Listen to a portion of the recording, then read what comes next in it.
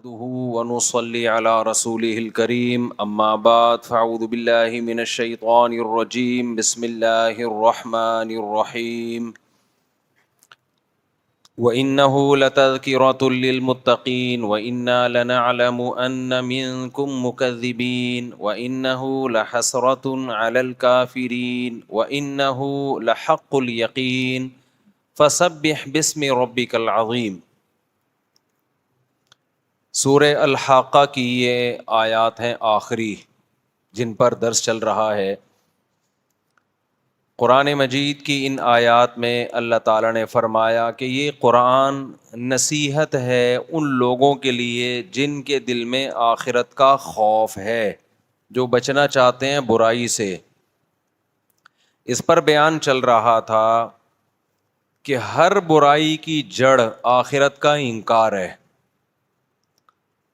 جن لوگوں کا یہ خیال ہے کہ ہمیں اپنے عمل کا حساب و کتاب نہیں دینا، ان سے بڑا سوسائٹی اور معاشرے کے لیے ظالم کوئی نہیں ہے۔ اس پر ایک اشکال ہوتا تھا کہ دنیا کی مہذب قومیں، آپ ماشاءاللہ جرمنی سے آئے ہیں، تو یہ جو جرمنی سے فرانس سے آئے ہوئے لوگ ہیں یہ کہتے ہیں کہ وہ لوگ تو آخرت پر ایمان نہیں رکھتے، لیکن وہ کتنے اچھے ہیں، وہ تو بہت اچھے ہیں انسانیت کے لیے۔ تو میں نے بتایا تھا کہ بالکل بھی اچھے نہیں ہیں، بالکل بھی اچھے نہیں۔ اس پر پورا 1.5 گھنٹے کا میں نے بیان کیا تھا کہ آپ کو اچھے لگ رہے ہیں۔ دیکھو ایک آدمی نہا دھو کے آتا ہے، 3 پیس سوٹ ٹائی پہن کے آتا ہے، دیکھنے میں اچھا لگتا ہے، چاہے وہ 3 پیس سوٹ اس نے چوری کا ہی پہنا ہوا ہو۔ کیا خیال ہے بھائی؟ چوری کا پہنا ہوا ہوگا، کیپ چوری کی ہوگی، شوز چوری کے ہوں گے، دیکھنے میں اچھا لگے گا ہی نہیں لگے گا؟ لیکن جو اس کی حقیقت جانتا ہے اس کو وہ اچھا لگے گا، بولے گا یار ایک نمبر کا چور ہے۔ تو اللہ میاں نا کسی بھی قوم کی، کسی بھی ذات کی حقیقت کو دیکھتے ہیں۔ اللہ ہماری ڈریسنگ سے، ہمارا جو ظاہر ہے اور جو گیٹ اپ ہے ہمارا، اللہ اس سے متاثر نہیں ہوتا، چونکہ انسان گیٹ اپ سے متاثر ہوتا ہے۔ لہذا انسانوں کے ہاں کسی قوم کا اچھا یا برا ہونا، اس کا کرائیٹیریا، اس کا معیار الگ ہے، اللہ کے ہاں الگ ہے۔ یہ بات ہم کھوپڑی میں لوگوں کے اتارنے کی کوشش کر رہے ہیں، لیکن کھوپڑی شریف میں لوگوں کے آ نہیں رہی ہے یہ بات، حقیقت ہے نا۔ دیکھو کچھ دن پہلے میں نے کسی سے کہا کہ یار یہ بعض یوٹیوبرز اپنی عزت کا جنازہ نکال کے پیسہ کماتے ہیں یوٹیوب پہ، اپنی بیویوں کو لا رہے ہیں جوان ہاف سلیو، یعنی سلیو لیس کپڑوں میں، اور ڈریسنگ بھی بیہودہ، نوٹ چھاپ رہے ہیں۔ تو کیسی بے عزتی ہوتی ہے ان کی، کتنی بے عزتی کی بات ہے۔ کسی نے مجھے کہا مفتی صاحب بے عزتی تو ہوتی ہے، اس میں کوئی رائے نہیں، لیکن جب پیسہ آتا ہے نا تو پھر دوبارہ عزت ہو جاتی ہے۔ سمجھ رہے؟ پیسہ چاہے بغیرتی سے آیا ہو یا غیرت سے آیا ہو، پیسے والے کی بہرحال عزت ہوتی ہے۔ جیسے وہ بار بار ایک لطیفہ سنایا ہے میں نے، ایک داماد، کسی کا رشتہ آیا تو لڑکی والوں نے لڑکے سے بولا کہ بیٹا ہم اپنی بیٹی تمہیں دیں گے، لیکن شرط یہ ہے کہ تمہیں گھر داماد بننا پڑے گا۔ تو لڑکے نے کہا گھر دامادی، بے غیرتی، سسرال کے ٹکڑوں پہ پلوں گا، بے غیرتی۔ پھر خود ہی خیال آ رہا تھا یار مزے بھی تو بہت ہے نا۔ تو اسٹائل دیکھیں، کہتا ہے یہ بے غیرتی، یہ بے شرمی قبول ہے۔ پہلے کہتا ہے یہ بے غیرتی، یہ بے شرمی، پھر آہستہ سے آخر میں کیا کہتا ہے؟ جب اس کے فائدے دیکھے نا کہ بھائی تھوڑے دن تک ٹکڑوں پہ پل پل کے بے غیرتی کا احساس ختم ہو جائے گا، اس کے بعد عادت ہو جائے گی، اور مزے دیکھو کتنے، مزے دیکھو کتنے۔ آپ کو میں ایک بات بتاؤں، دنیا نے ہماری آنکھوں میں دھول جھونکی ہے بہت زیادہ، سرمایہ داروں نے، دنیا کی بڑی بڑی حکومتوں نے، جنہوں نے بڑے ظلم کیے ہیں، ہمیں بہت بیوقوف بنایا ہے۔ ہمیں صرف خدا بتائے گا اچھا کیا ہے برا کیا ہے، اور اللہ جو بتائے گا وہ بالکل سچی مچی کا ٹھیک بتائے گا، کیونکہ اس میں اللہ کا کوئی مفاد نہیں ہے، اللہ کا کوئی فائدہ نہیں ہے۔ تو اس لیے انسان کی یہ نیچر ہے کہ گیٹ اپ سے متاثر ہوتا ہے وہ، حقیقت یہ ہے کہ جو چوری کر کے پیسے کما لے نا, ہم جو اپنے سیاست دانوں کو بول رہے ہوتے ہیں یہ چور ہے, وہ چور ہے, یہ ایسا یہ ایسا, وجہ اس کی ہے کہ ہمارا ان سے کوئی لینا دینا نہیں ہوتا. وہی چور سیاست دان آپ سے رابطہ کر لے کہ آپ کو چائے پہ بلا لے, بھاگے بھاگے جاؤ گے آپ, ٹھیک ہے نا, فوراً جاؤ گے اور عزت دو گے, رسپیکٹ کرو گے, تعلقات بناؤ گے, 3 دن تک خوشی سے نیند نہیں آئے گی. میں یہ عرض کر رہا تھا کہ انسان جو ہے نا, اگر وحی کی تعلیمات نہ ہو, خدائی تعلیمات نہ ہو, تو انسان کا بیڑا غرق, وہ اچھے برے کو متعین ہی نہیں کر سکتا. مثالیں دیتا رہتا ہوں نا میں بار بار. لوگ مجھے کہہ رہے ہیں پتہ نہیں کیوں مغربی کلچر کے پیچھے پڑ گئے ہو مولوی صاحب, ہر بیان میں آپ کو وہی بس گورے کے پیچھے پڑے رہتے ہو. بھائی اس لیے پیچھے پڑے رہتے ہیں کہ تمہاری سارا مسئلہ ہی تمہارے ساتھ یہ ہے, جو فالٹ ہے وہ دور کرنا ہے نا بھائی ہم نے. آپ اسلام کے مقابلے میں مغرب کو, ہماری عورتیں کیوں بے حیائی کی طرف جا رہی ہیں, کیوں ان کے جسم سے دوپٹے اور برقعے اتر رہے ہیں, کیوں ماڈرن بن رہی ہیں؟ اس لیے کہ اس نظام حیات کو وہ اپنے لیے کامیابی سمجھتی ہیں. مرد زنا کی طرف جا رہے ہیں, اس نظام حیات کو وہ اپنے لیے کامیابی. دیکھو قرآن کیا کہتا ہے, وَإِنَّهُ لَتَذْكِرَةٌ لِّلْمُتَّقِينَ, یہ قرآن نصیحت ہے ان لوگوں کے لیے جو آخرت سے ڈرتے ہیں. اس سے پتہ چلتا ہے کہ جو آخرت سے نہیں ڈرتے ان کو نصیحت حاصل نہیں ہوتی. جب خود ان کو نصیحت حاصل نہیں ہوتی تو وہ دوسروں کو کیا نصیحت کریں گے میرے بھائی.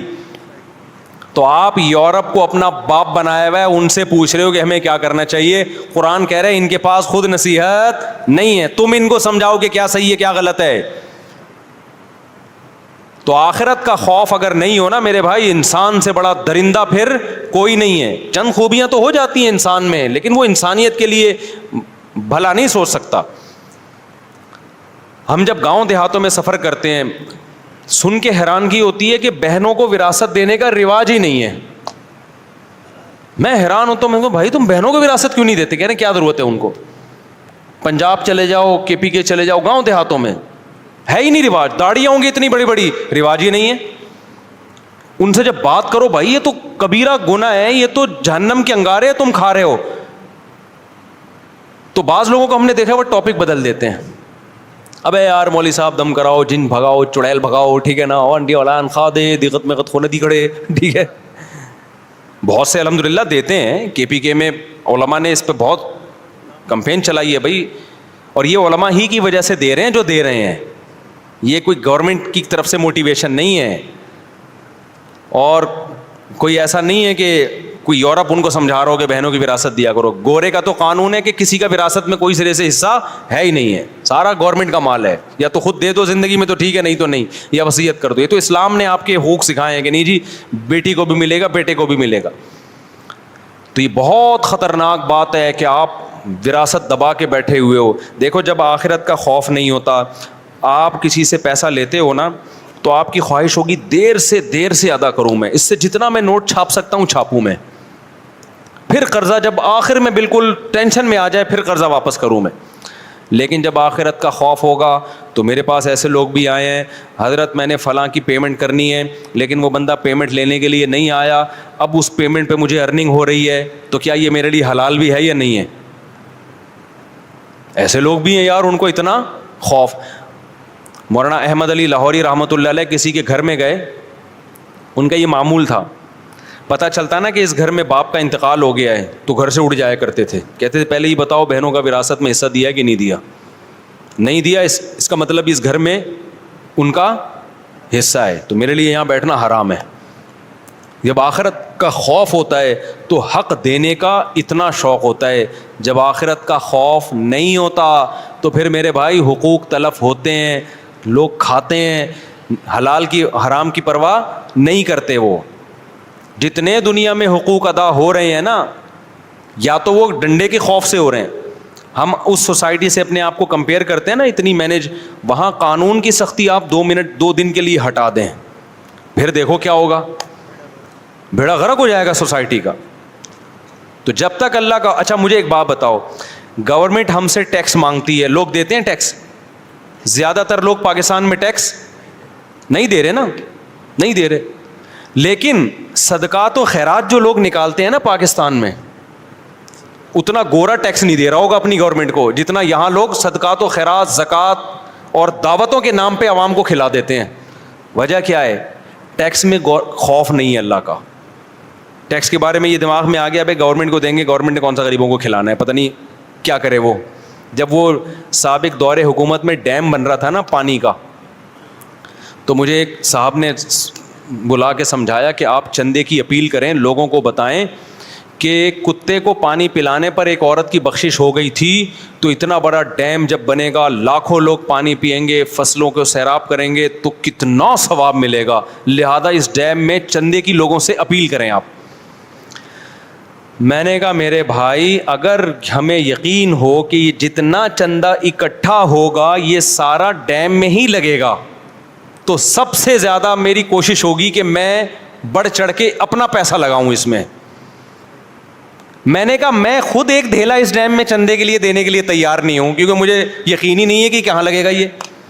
انہوں نے کہا نہیں ہمارا وزیر اعظم بہت ایماندار ہے. میں نے کہا چلو ٹھیک ہے, ایماندار ہے, جو چندہ لے کے جا رہا ہوگا اس کا کیا پتا کہ وہ وزیر اعظم تک پہنچنے بھی دے گا کہ نہیں دے گا. نمبر 2, چندہ جمع ہو گیا, وزارت گئی, اگلا آ گیا. ایسا بھی تو ہوتا ہے نا, اگلا آ گیا, اگلا کیا کرے گا ہمیں کیا پتا کیا کرے گا وہ. تو میں نے کہا میں اپنی جیب سے ایک روپے تو نکلوا کے دکھا دے ڈیم کے لیے, تو جو میں اپنا 1 روپیہ نہیں, میں کیوں ضائع کروں بھائی. پانی پلانا, میں نے الحمدللہ میرے والد صاحب کی جب مجھے وراثت ملی نا, تو میں نے سب سے پہلے کنواں کھدوایا اس میں. میں نے کہا ایک صدقہ جاریہ, تو پہلا خرچہ میں نے کیا کیا کہ یار کنواں کھدواؤ اور پانی پئیں گے تو میرے لیے کیا بنے گا, صدقہ جاریہ. کیونکہ اس میں یقین تھا کہ یار یہ پانی لوگ فائدہ اٹھائیں گے, آخرت میں ہمیں کیا ہوگا, فائدہ. ڈیم میں اس سے زیادہ لوگوں کو فائدہ ہو رہا ہے, لیکن ہمیں یہ یقین نہیں ہے کہ یہ استعمال. تو گورنمنٹ اپنے ٹیکس کو لوگوں پہ خرچ کرنا شروع کرے تو لوگ اللہ کے خوف سے ٹیکس دینا شروع کر دیں گے. ابھی لوگوں کو پتہ ہے کہ پتہ نہیں ٹیکس استعمال ہوگا بھی کہ نہیں ہوگا, لیکن آخرت کا خوف ہے تو لوگ اپنے باپ کو کتنا کھلا رہے ہوتے ہیں, لوگ اپنی ماں کو کتنا کھلا رہے ہوتے ہیں. یہ میں اس اشکال کا جواب دے رہا ہوں کہ لوگ کہتے ہیں پاکستانی قوم چور ہے, ٹیکس نہیں دیتی. اور نہ میرے بھائی, اگر چور ہوتی لاکھوں روپے کی قربانیاں کر کے غریبوں کو نہ کھلاتی, لاکھوں کروڑوں روپے کی زکاتیں نہ نکالتی. یہ جتنے بڑے بڑے ٹرسٹ چل رہے ہیں, کیا امریکہ ان کو پیسہ دے رہا ہے؟ یہ تو عوامی پیسے سے چل رہے ہیں سارے بڑے بڑے ٹرسٹ. اتنے مدارس چل رہے ہیں, ماں کو کھلا رہے ہیں لوگ, باپ کو کھلا رہے ہیں, بیوی کو کھلا رہے ہیں, بچوں کو کھلا رہے ہیں. اتنا پیسہ کیوں؟ اس کے پیچھے اللہ ہے. اگر اللہ ہٹ جائے نا بیچ سے, کوئی بھی خرچ نہیں کرے گا. پھر گورنمنٹ جو آپ سے جبرن ٹیکس لے گی بس وہی دو گے آپ. تو اس لیے میرے بھائی, حضرت حکیم علماء فرمایا کرتے تھے کہ آخرت کا جو خوف ہے نا, آخرت کا جو تصور ہے, یہ حضرت موسیٰ کی لاٹھی کی طرح ہے. حضرت موسیٰ نے لاٹھی پھینکی تھی, ہزاروں سانپ وہ لاٹھی ایک ہی نوالے میں نگل گئی. تو آپ نے اپنے دل میں آخرت کا تصور پیدا کر لیا نا, دنیا مسافر خانہ ہے, ہم نے یہاں سے جانا ہے, ایک دن اللہ کو حساب و کتاب دینا ہے. یہاں ہم ایک لقمہ صدقہ کریں گے, ایک نوالا کسی غریب کو کھلائیں گے, اللہ اس کے بدلے میں کئی گنا ہمیں بڑھا کر دے گا. یہ جب تک آپ کی کھوپڑی میں نہیں بیٹھے گا, اس وقت تک آپ انسان کے بچے نہیں بنو گے. دیکھنے میں لگو گے جیسے کسی نے چوری کا 3 پیس سوٹ پہن کے گھوم رہا ہے, دیکھنے میں بڑا اچھا لگ رہا ہے, حقیقت میں انسان کا بچہ نہیں ہے وہ. تو دیکھنے میں لگو گے بڑے ویل ڈریس اور واہ زبردست ہٹو بچوں لگو گے, حقیقت میں آپ انسان کے بچے اس وقت تک نہیں بن سکتے جب تک آپ کے دل میں آخرت کا خوف اور آخرت پر ایمان نہیں. اور آخرت پر ایمان ہوگا نا, چھپ چھپ کے غریبوں کی مدد کرو گے, چھپ چھپ کے. میں کتنے لوگ آتے ہیں صدقہ کرتے ہیں, پتہ نہ چلے کسی کو, نیکی ضائع نہ ہو جائے کہیں. مسلمان جو دکھا کے کر رہا ہے نا, چھپا کے اس سے زیادہ کر رہا ہوتا ہے, اس سے زیادہ کر رہا ہوتا ہے چھپا کے. ہم مدینہ جاتے ہیں نا, وہاں افطاری پہ دسترخوان لگ رہے ہوتے ہیں, پوچھتے ہیں یار یہ کس نے لگایا, پتہ ہی نہیں چل رہا ہوتا کس نے لگایا دسترخوان. ابے کروڑوں روپے خرچ کر رہا ہے, پتہ تو چلے کون ہے. کہہ رہے ہمیں نہیں آج تک پتہ چلا, 10 سال سے ہم پکوڑے کھا کے نکل لیتے ہیں یہاں پہ سموسے. پاکستانی کو تو ویسے بھی پتہ نہیں چل رہا ہوتا, آپ کو پتہ ہے, اور پاکستانی ہیں اس میں بہت سارے. تو آخرت کا خوف پیدا کر لو میرے بھائی. تو روزانہ نا 5 منٹ مراقبہ کیا کریں. آخرت کا خوف جب ہی ہوگا جب دنیا مسافر خانہ. ابھی بس جانے والے ہیں, ختم ہونے والا ہے سب کچھ. آج ایک شوگر کے کچھ لوگوں میں نا یہ زیادہ ہی مسافر خانہ کا احساس ہو جاتا ہے, وہ بھی غلط ہے. آج ایک شوگر کے پیشنٹ آئے, میرے دوست ہیں, ان کی ایک آنکھ شوگر سے زیادہ ہو گئی, بد پرہیزی دبا کے کرتے ہیں, دوا بالکل بھی نہیں لیتے. آج ہی کی بات ہے, میں نے ان سے کہا میرے بھائی آپ تھوڑا پرہیز کر لو, شوگر سے آپ کی آنکھ چلی گئی, کل گردے چلے جائیں گے. انہوں نے کہا یار موت جب لکھی بھی آئے گی, یہ دنیا کیا ہے, مسافر خانہ. میں نے کہا ان پہ مسالہ کیا لگ گیا ہے, زیادہ لگ گیا ہے, یہ جون پور کے قاضی بن گئے ہیں. ایک آدمی نے دیہاتی کو اپنا گدھا دیا نا, قاری صاحب بیٹھے ہوئے تھے, وہ کسی طالب علم کو کہہ رہے تھے کہ تو گدھا تھا, میں نے تجھے انسان بنایا. وہ دیہاتی سمجھا ابے واقعی گدھے کو انسان بنا دیا انہوں نے. وہ تو ویسے ہی کہتے ہیں نا قاری لوگ, تو گدھا تھا میں نے انسان بنایا. تو وہ اس نے کہا بھائی یہ گدھے کو انسان بنا دیتے ہیں. تو وہ قاری صاحب اپنا گدھا لے کر آئے, دیہاتی اپنا گدھا لے کر آیا, قاری صاحب کے حوالے کیا. قاری صاحب آپ نے یہ گدھا تھا, اس کو انسان بنایا؟ کہہ رہے ہیں ہاں, اس سے پوچھو. تو قاری صاحب یہ میرا گدھا ہے, اس کو بھی آپ کیا بنا دیں, انسان. قاری صاحب کو مذاق سوجا, انہوں نے کہا یار تو کوئی بیوقوف مل گیا ہے. قاری صاحب نے کہا ایک ہفتے کے لیے چھوڑ جاؤ, مسالہ لگا کے رکھنا پڑے گا, ایک ہفتے بعد یہ کیا بن جائے گا, انسان. اب انسان تو بننا نہیں تھا اس نے.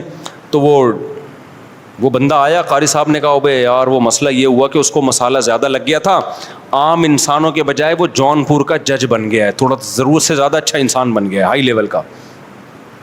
تو وہ جو جون پور کا قاضی ہے وہ تیرا گدھا ہے. اب یہ دیہاتی گھاس لے کے پہنچ گیا وہاں پہ نا, جون پور کے قاضی کو ہوش ہوش کر رہا ہے, ہوش. قاضی نے بلا کے 2 تھپیڑے لگائے اس کو, کیا کر رہا ہے تو؟ اس نے کہا وہ زیادہ باتیں نہ کر, وہ تو ہے تو میرا گدھا ہی نا, وہ تو مسالہ زیادہ لگ گیا, تو کیا بن گیا ہے, جون پور کا قاضی. تو میں جب بیان کرتا ہوں نا دنیا مسافر خانہ ہے, مسافر خانہ, کچھ لوگوں پہ مسالہ زیادہ لگ جاتا. تو وہ صاحب آئے, شوگر ہوئی بھی ہے, دوا نہیں کھا رہے, پرہیز نہیں کر رہے, کہنے دنیا مسافر خانہ ہے. تو 5 منٹ روزانہ بار بار بار بار استحضار کیا کریں کہ مسافر خانہ ہے, مسافر خانہ ہے, ہم نے یہاں سے جانا ہے. اصل کیا ہے بھائی, آخرت ہے. اللہ نہیں چھوڑے گا, بتا دوں میں, ایسے نہیں پیدا کیا اس نے, مار کے مٹی کرنا ہوتا نا تو اتنا خوبصورت انسان نہیں بناتا اللہ تعالیٰ, اتنی خوبصورت کائنات نہیں سجاتا اللہ تعالیٰ. اللہ میرے ایمان کو بھی مضبوط کرے, آپ کے ایمان کو بھی. اذان ہوگی 9:15 بجے انشاءاللہ نماز ہوگی. نماز کے بعد 10-15 منٹ مسائل کا سلسلہ ہوگا, جو بیٹھنا چاہیں بیٹھ سکتے ہیں, جانا چاہیں جا سکتے ہیں.